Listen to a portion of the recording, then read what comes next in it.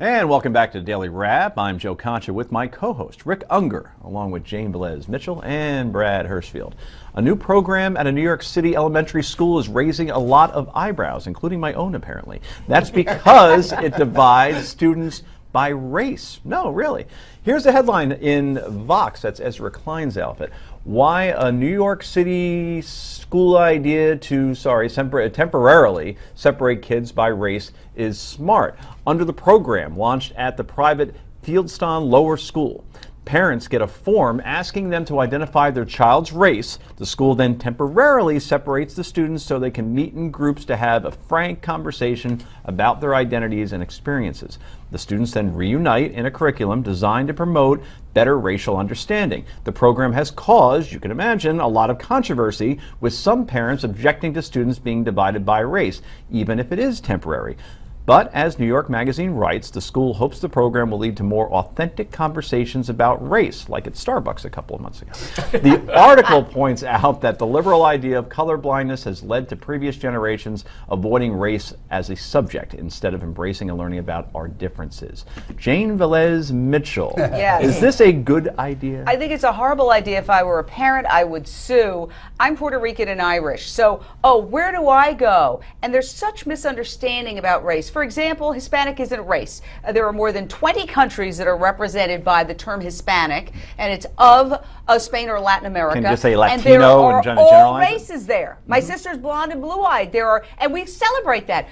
We have indigenous, we have black, we have Asian, we have white, we have every combination thereof, and that's part of our strength. But people like to say, oh, well, you're Hispanic, you're a race. It's just not true. So I think that beyond that point of my own particular objection to it based on my ethnicity, I object to the idea of trying to reduce people to their race, their skin color. We are so much more than that. And I think it's just a horrible idea and just ill-advised, and just please, just can that. Before you go on, and that was very passionate, articulate, and lucid, I need you to sit over there. All right, because Brad and Rick are Jewish, so they probably should be together. And then put the Irish. By the way, I'm Irish and Spanish. I had no idea we had kind of that. Jewish isn't a race. And talking about these categories and the way they're both real and not real, you made the best case for doing this. We know the categories of race and ethnicity are fluid, but we can't ignore them.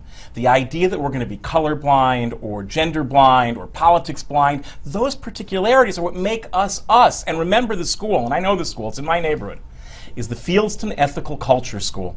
This school has an ancient tradition of trying to create not just kids who know more, but who are better citizens and more civilized. I don't know if they can deliver on the promise, but the idea that you would help people embrace their particularities in order to really become better people and better citizens is brilliant. I have to ask you this question. You think it would be okay then, because you two are Jewish, to be told to go over here? Well, 45 minutes. Not a race. First of all, no, I don't care. Well, but the whole point is, if the logical extension I'll of his answer argument. your question. Yeah. Yes, if 45 minutes in the course of a week, and by the way, the school was founded, that was the ethical culture movement, by people who simultaneously embraced their Jewishness, but didn't want it to be only about being Jewish. Ethical culture was a movement of largely German Jews who retained fierce pride in their Jewishness, but wanted to be open to people of other religions and ethnicities and races. So this is actually a return to really powerful roots. So why didn't they include then the religions, if they were going to divide it down? By the way, I would love to have multiple versions of this. And if you ask me, is more better? Yes. But the fact that more is better doesn't mean we can't start somewhere. I'm sorry. I get the myth of colorblindness was something America needed in the 50s and 60s in order to launch civil rights. But the next challenge is not to flatten the differences. It's to embrace them and celebrate them, whether they're sexual or religious or ethnic. But I really have to jump in here, because our whole problem that we've had in our society is reducing everybody to their race or their ethnicity. When I speak to Latino kids, I say, be a Latino professional, not a professional Latino. And I think part of the problem we're having culturally right now is that we are in a divisive society where we're over-defining ourselves by our ethnicity. I'm so many other things. I'm a vegan. I'm an animal rights activist. I'm a lesbian. I'm all sorts of other things You're beyond. anti-big ag. And I'm anti-big ag. So I want them all, and here's one thing. This school, go. $44,000 a year to attend the school. How much? Kindergarten, 44 grand. For what? For kindergarten? Kindergarten. And only 20% of these kids are on financial aid. I don't mind that, but let's be clear. If they really want to get down and dirty, the real divide will be economic. How does the 20% that gets economic aid feel? But I want them all, which is why you said not a professional Latino, but a Latino professional. Be both Latino and professional. Imagine that really great education would teach kids to string together as many of those adjectives as possible and be proud of all of them. They want to start here? Great. Start somewhere. So, final word.